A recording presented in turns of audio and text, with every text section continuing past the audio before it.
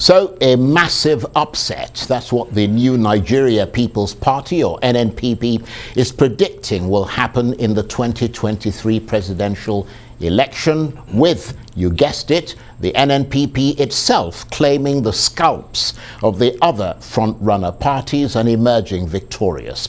Never mind the fact that most polls and surveys so far have placed the NNPP's presidential candidate, Rabiu Kwankwaso, a distant fourth behind the other three leading contenders, Peter Obi, Atiku Abubakar and Bola Tinubu. Mr. Kwankwaso's team appears confident that it is only their candidate who can reimagine a new Nigerian society in 2023. Take a look at his manifesto and his vision, they say, and see how full of the promise of a better life they are. But his opponents, as well as numerous analysts, are equally insistent that the NNPP doesn't stand a chance in a million of winning in 2023, even if many votes slip through the fingers of the other three. The NNPP's best hope of achieving a measure of power, they say, is through horse trading with the other leading parties, who may well fall short of a majority. I suppose the big question is, does anyone really know what's going to happen in 2023 beyond hazarding an intelligent guess? Well, for the NNPP's perspective on all of this, I'm joined now in the studio by the spokesman of the new Nigeria People's Party, Abdulmumin Jibrin. Thank you very much indeed for coming in. Thank you very much. I love that color. Thank you very much. Does you great justice. So is this essentially the NNPP declaring itself the winner in an election that is yet to take place, or have you actually carried out surveys and arithmetical assessments that have given you the scientific assurance that your candidate, Rabiu Kwankwaso, is likely to win the 2023 presidential election? Thank you, Charles. To be honest with you, I don't think there is even any issue like likely.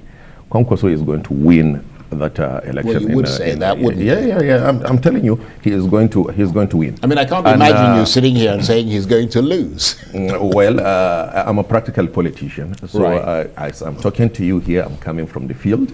I'm not a classroom politician. And when you said, have we conducted research or whatsoever, our own research is going to the people. Is going to how they feel, and that is why you see we've introduced a completely different kind of campaign. But there are 95 million registered voters. You haven't spoken to all of them, so how do you get a sense of, I mean, what's the key factor that's giving you confidence here? Now, we've been going around the country, unlike other parties that go to capital cities alone and come back, and obviously, as a politician, I'm telling you this, Charles, the gathering in the stadium in the capital cities is not a reflection of the voting strength of any candidate. Ask the candidates to go to towns and villages. That is what we do. Our candidate is the only presidential candidate that goes around towns and villages. For instance, not trying to criticize the APC, they launched their campaign in Plateau. You saw the gathering, you saw the crowd in the stadium in Plateau. Our candidate was in Plateau a few weeks ago on a visit. He did not stay in the stadium, fly from the airport to the stadium and fly back. He went into the metropolis of Jos, drove all around with the convoy, went to the outskirts of Plateau State, went to Barikiladi, went to Mangu, went to Gindiri, come back to the right, went to Panshin, and by the next trip, we're going to Wasi. Now, you need to do a bit of work, Charles. Go and take the video of the people that came out to receive Kwankwaso, not funded with 1 penny, no money given for people to take buses to come to stadium, and compare it with the gathering of the APC opening rally. You understand what we're talking about. Just a few days ago, we're just coming from Yobe. In Yobe, all the parties have scheduled to meet in Damaturu, give the people money for buses, gather in the stadium, say hi to them, tell all the lies, and get out of there. Just 3 days ago, we went to Unguru, we went to Gashua. I'm sure you've never heard these names. These are big towns. These are big towns, and we went to Gaidam. Gaidam is the town of the former governor. Right. Only a courageous politician that is standing the risk as a presidential candidate, we go to Gaidam. We arrive Gaidam around 7 p.m. in the night. This is just 3-4 days ago. Even the military that were guiding the city gate were so scared. And they said, do you really want to go in? The presidential candidate said, look, I want to go see things for myself. I want to relate with people in the front of their houses, in their villages. I don't even want to stress them to come and see me. I want to be the commander-in-chief. And so I want to go and meet them where they are. We've been going around everywhere we go. Yeah, but we're in the East. You haven't said this. I'm sure you don't even have this information because the media, I don't want to say they are not being fair to us. We're the only presidential candidate that has spent 3 nights in the southeastern part of the country. 3 nights going around in the East peacefully. Nothing, no security, no nothing. Yeah, but where from did you town go to villages. Where exactly did you go? What villages and what towns? All the way from Enugu to Ebonyi. In fact, we stretched over to the southern part of the country and went over to Ogoja and all the way back. So this is how we do our campaign. And go and see the crowd. It's posted on social media and the rest. Now, you see, we are talking about 2023. I heard the background that you gave. Yeah, yes, that's a nice background. But look, Kwankwaso stands differently and very much apart from other presidential candidates. Well, he certainly does. And he's an all-rounder.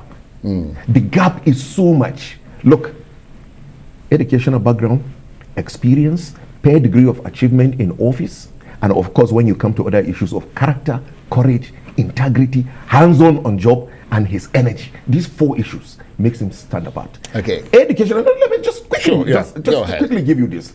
We've said it over and over again. People will say, oh no, we want a leader that is educated, we want a leader that is experienced. Now you have one, don't miss it. This man has a PhD, over 10 years schooling across Europe and Asia, bagged his the postgraduate degrees, bagged his PhD all the way from bottom to the top, to the highest level of education he's attending, and a professional, an engineer. You're not talking about, look at the remaining candidates who has that co-professional, an engineer. Secondly, when you talk about our experience, we've said this over and over and over again, but you know why I have to repeat it? Because all the time when I hear people talk on shows like this, on interviews like this, as if they still don't listen to us, they don't understand what's going on. This man was a civil servant for 17 years. He knows the problem of civil service. Civil service is the engine room of any president. For any president to succeed, is engine room. Tell me how many of them. You either get somebody who has one experience and lack the other. Civil service, 17 years. Civil servants will be comfortable with him. The National Assembly, you are not talking about just a senator. He was in the House of Representatives, and not only as a member of House of Representatives, he was a presiding officer. There's a difference from being a member of the House, being a principal officer of the House, and being a presiding officer. He was a member of the House and a presiding officer. He was in the Senate. He was in the Constitutional Conference. He was a minister. He was a 2-time governor over a span of about 8 years. So he has related with over 60 different governors in this country. Look at the latitude of contact, network, experience that he has. Don't forget, even as Minister of Defense, he has had the opportunity to preside over the police. So he has a dual experience of presiding over defense and also presiding over police. So at the end of the day, this man is a civil servant, he is a politician, he has been a governor, he has been a minister, and the rest. Let me tell you something. The real work, yes, briefly, the real work of implementation is in the Federal Executive Council. How many of the presidential candidates have gone to Federal Executive Council before? It will take them 6 months learning how to present memo. Yes, they have done it at the state level, but it's different. But this man has been in the council at the state level. He has been in the council at the national level. So if you say you are a governor, you haven't been to the council. If you say you've been a former vice president, you haven't been in the Senate. If you have been in the Senate, where have you been? House of Reps or been in the Senate? Now to put the icing on the cake, right. And people don't even know about this. He's also an entrepreneur. This man has been a proprietor of schools from elementary to higher institutions. People don't know about that. Well, so he understands the problem of business in this country. In addition, let me just put this last point. Right. In addition to being a farmer, not with a farm, This is a practical farmer. So our blueprint where we talk about agricultural revolution, it is not coming. His vision is not built from just hearsay. This is something that he does. So he understands where it pinches. He knows how to open the agricultural sector, especially towards getting us to diversify our given economy. all of this experience, I imagine that Kano State is the most advanced state in Nigeria. Now I tell you this. If we have the kind of publicity of Lagos, if we have the kind of grip on the media like the way Lagos does, believe me, Lagos will be like a kitchen in a duplex compared to the achievement of Kwankwaso in Kano. Now we talk about her. Here I'm not referring to Aswaji because of course Aswaji is my baba. I like him, I respect him a lot. We're now talking about Lagos. We talk about, compare it. Lagos, they talk about, they've established one city. Kwankwaso established 3 cities. 3, not PPP. Right. Well, government money. You don't know this. You've asked question, let me answer you. Okay. Established 3 cities, established 2 universities, established 44 technical colleges, established 250 primary schools, established 125 junior secondary schools, established 5 mega secondary schools, established a multi-million naira girl education secondary school. With all fairness, I can't. I will take just a minute. Yeah, I can't verify everything you're saying. I'm not doubting you, but I can't verify it. So I need to make that point clear. Right. He built 34 roads across different parts of Kano. He built an additional 330 kilometers of road across the 44 local government, which he left at advanced stage, with 5 kilometers across every local government. He left it as at advanced stage. He built the first 2 independent power plants in Kano. He was building the 3rd one, advanced stage of completion, and he left $43 million in the account. So you see, because we don't talk by our nature, you are more advanced than us in terms of media and the rest. If Nigerians understand the kind of achievement Kwankwaso has put, now when you go back to the educational sector, do you know that people don't understand this? Kwankwaso banned street begging for kids. By the time he left government in 2015, there is no one single child that is not in school. He built 3,000 classes, built 450 teachers lodge, mobbed these kids completely and pumped them into school. Then he declared free education, not for only primary school, secondary school, university. Free education in Kano. Go and as your labor, as the labor presidential candidate will say, go and verify. In our own case, go and verify, and I can assure you nobody will. Do you know the whole of this achievement? Do you know the interesting thing? Listen, do you know the interesting thing? Hold on, because we have not been talking. Mr. Jibrin. Sometimes I see people achieve little things and they come and promote. I understand that, but this just is the last thing I will tell you. This is not a monologue. Yes, I will give you. I will let you know. I will let you know how. Oh, thank you very much. This is my of these achievements, the whole of this achievement, he did not borrow a pen to execute it. He did it with allocation, statutory allocation, subventions, and internally generated revenue. Let me just say this, okay? In Russian, there is Take the next 10 minutes and ask me questions. In Russian, there's something they say, dovore no provore, trust but verify. So you've said a lot of things here which I would need to verify because I don't have all of that in front of me. You've mentioned a lot of things that a lot of people have never heard of. But let me move away from that, and it's up to the public to judge. Just let me add to what you just said. Judge and assess. But what you see for the verification, I have for your information. I have to make this point. The bad news I have for you is that I have not even mentioned 5%. Well, it's not bad news to me. I'm not here to take sides. He executed 8,000 projects. I'm not here to take sides. I am here to enlighten the public by putting you on this platform so that people know what your candidate has done and hasn't done on a verifiable factual level so that they can make intelligent decisions about who they want to vote for. So I don't take sides. But let me deal with some of the practical realities, because you've talked a lot about him going around in places and so on and so forth.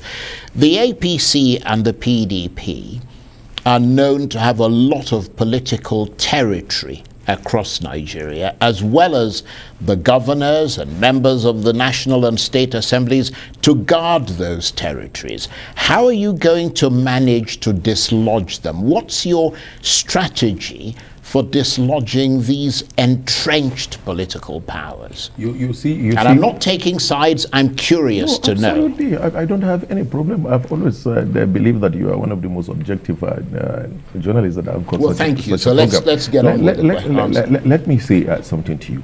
You know, as a practical politician, you see, politics is not about big men. You know, for you, no. For you, you might think so because they give you that impression. Politics is about the people. It's supposed. I think you should qualify it and say it's supposed to be about the people. Okay, let me allow you to ask your question, then you allow me to answer. It's supposed to be about the people, but it isn't. Certainly not in Nigeria. But go on. You sure I should go ahead? Yeah, please. Okay, brilliant. Now it's about the people. When you are smart as a politician, especially as smart as Kwankwaso, you understand that nobody puts a barrier between you and the people. It's only people who see barrier between them and the people, then they have a problem. We have our direct access to the people. And there's a peculiarity between the northern politics and the southern politics. In the northern politics, very much it is masses based. And the northern masses or the commoners, they always find a leader that they unite. Yeah, you mean it is mass-based with respect to your candidate, or mass-based in terms of across all the politicians and the political this question, way? You will lead me to another answer. I'm curious so to know. I want to build, and you know our time is limited. But you ask, I answer. You ask, I answer. Let me answer. Let me answer the question. Now, the point that I am making is that as smart as our candidate is, as we as practical politicians, we understand that we don't have any barrier to meeting the people. And I was telling you that the political behavior of the northern voter, they always find somebody to rally around. In the last almost 17, 18 years, they rallied around President Muhammadu Buhari, where he consistently continued to post that 12 million vote. I tell you this today, and in the next 3 months, you are going to confirm it. The beneficiary of that 12 million vote in the northern part of the country is Kwankwaso. What happens to Atiku Abubakar? Look, Atiku Abubakar, they are carrying a lot of liability. And Nigerians haven't forgiven PDP for the 16 years. And there is nowhere that PDP is telling you that we are good. PDP is only telling you that, yes, we are bad, but we are better than APC. I'm telling you this. So he is going to have the largest chunk of vote from the northern part of the country. But if I take this party one after the other, I will tell you straight ahead. PDP, APC, none of them is going to win the next election. They can't win it. How are they going to win it? Take APC. Look, take PDP for example. PDP in the last 4 years, as a one united house, they were not able to win the presidential election. Now, the PDP, you don't have a Peter Obi, whom I believe that is going to sweep the vote in the eastern part of the country. You don't have Kwankwaso. If you have Kwankwaso, probably we will say, yes, PDP will win. With one candidate, and of course, Kwankwaso, the custodian of the 12 million Buhari vote, he will be able to make them win the election. But you do not have a Kwankwaso. And to make matter worse, the G5 governors, I tell you this, Wiki and his group have any future. Okay, let's move away from that. What's your best guess? The point I'm trying to make. You're taking a long time to get to it, and we're running out of time. What's your best guess of how things, based on this analysis that you've given, are likely to go in 2023, without just talking about the fact that potentially you think your candidate will win? Because there's been lots of analysis, scientific, arithmetic, that suggest that there'll be a runoff in 2023 with the NNPP coming in fourth and using its votes and supports to become a negotiating kingmaker. What's your assessment of the plausibility of that scenario? Look, this is just a game by one or two parties that also understand they are not going to win the election to create a public perception. And they've continued to do that to us. They will come and say, oh, we are going into alliance. And repeatedly and continuously, we've continued to denounce that we're not going into alliance with anyone. Two scenarios will happen in the next election. It is either NNPP, Kwankwaso, win the election because he has the best chance of winning the election. And that is why I wanted to tell you the weakness of the APC and that of the PDP, but you never allowed me to do that. Now I'm just going to take the next 30 seconds to do that very, very quickly. Kwankwaso is going to win. The NNPP will win the next election. Why? Because we are the custodian of the Buhari's the vote. Kwankwaso is the most loved, the most liked, the most trusted politician. Well, that's an assumption. There's no facts to bear that up. I beg of you so that I can see. No, I know what you're saying, but I'm saying there's no evidence to support so that. all that we are all that we've been working hard, and we're not pretending that we're making inroad in the southern part of the country, trying to build one or two other bases to be able to get the spread that we need to win.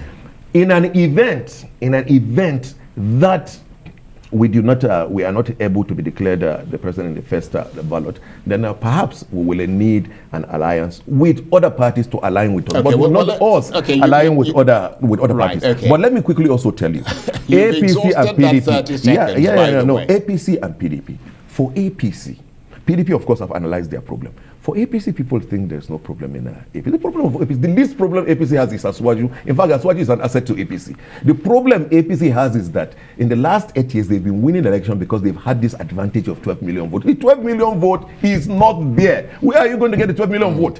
Now, in the southwestern part of the country, where it is expected that they will be able to mop a vote and at least have something to put on the table to start the race, there's a lot of problem there. Of course, PDP is fighting them there. Labour Party is fighting them there, and the rest. So we are the ones, they will not allow you to see this analysis. Okay, well, we are the ones that have that advantage. You've made that point, okay, and a lot of people would dispute what you're saying, but you're perfectly entitled to make your point.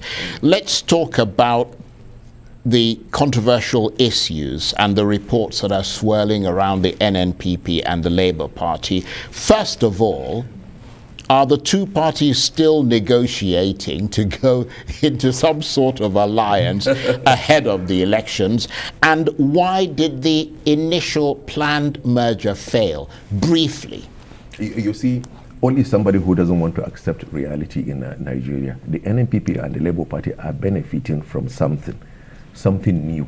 Nigerians, you know this, Nigerians are tired of the APC, they are tired of the PDP. So naturally, the two strongest new parties, the NNPP and the Labour Party, were benefiting from that. And at the initial level, yes, there were alliance talks. I don't want to go into that details because the southeastern part of the country felt we disrespected them. And we don't disrespect them. We like them.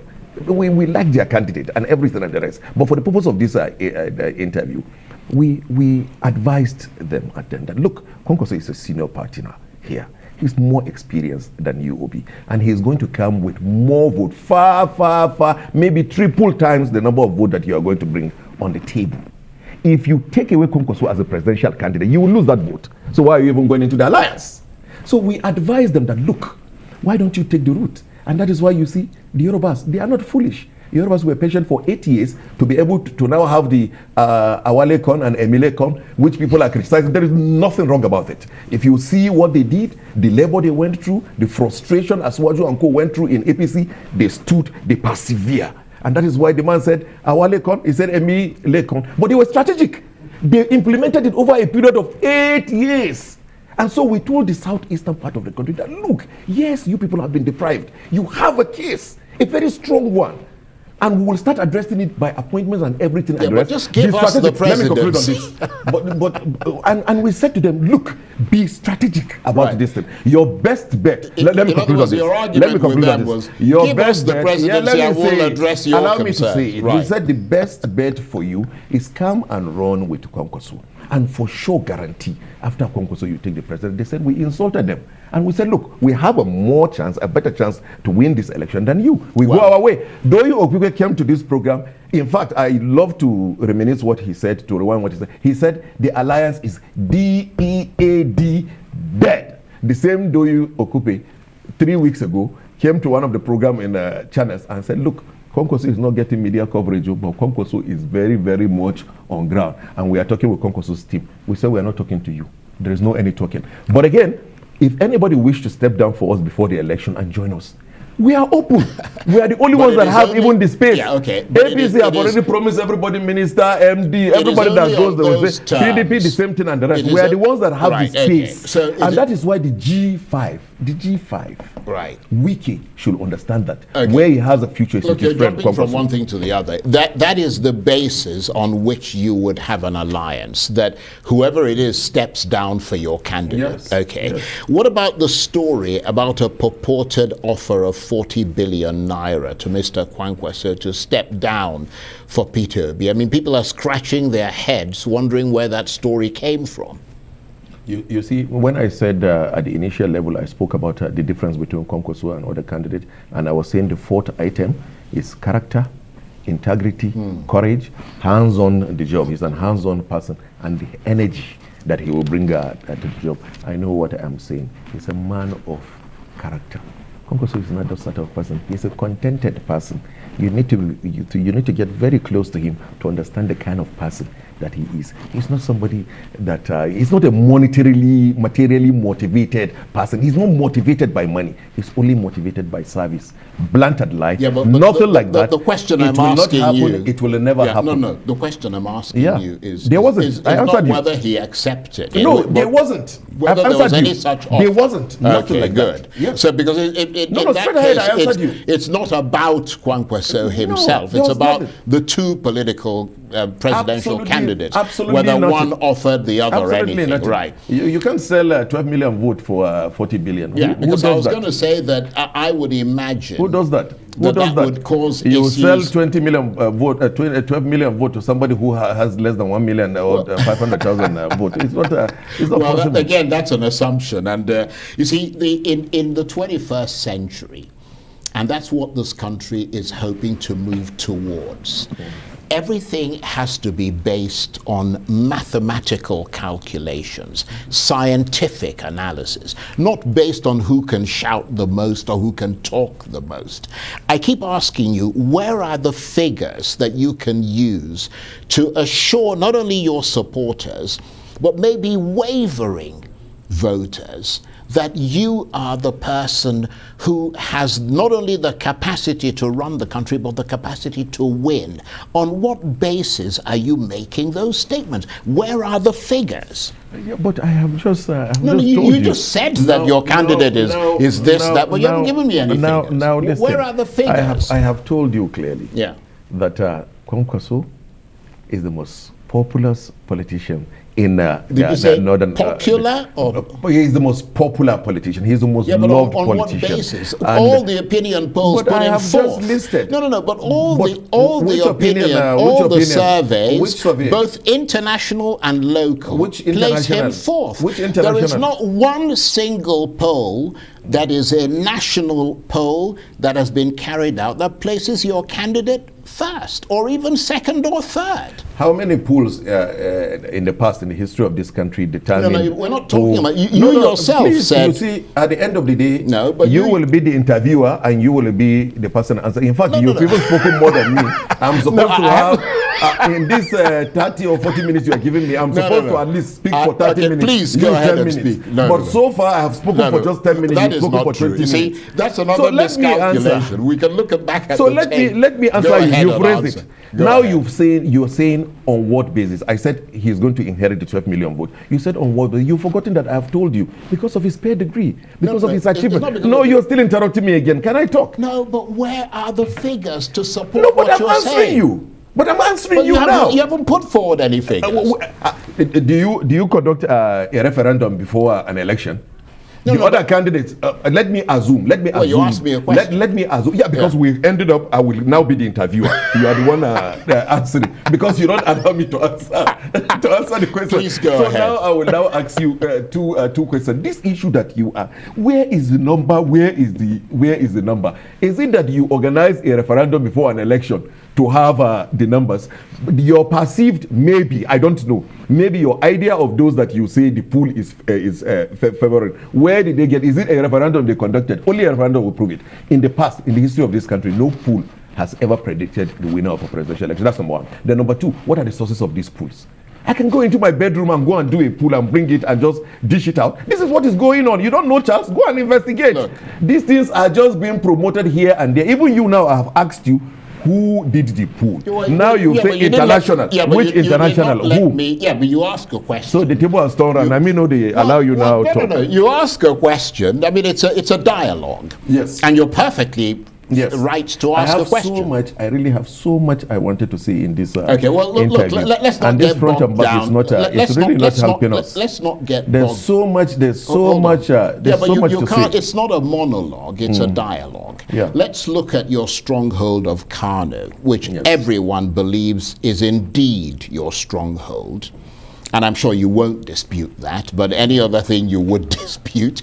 But we heard the APC recently saying that they will win Kano again, which they did previously. What's your reaction to that? Do you see the APC under Bola Tinubu and Shetima snatching Kano away from the NNPP?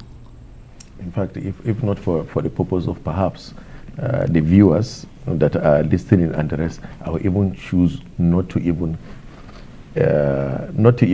answer that question because it's the funniest question. Well, it's a joke. Question. It's a joke. Let me tell you this. Look, you will come back here after 3 months and you will see the result. Kano is out of the balance sheet of any political party.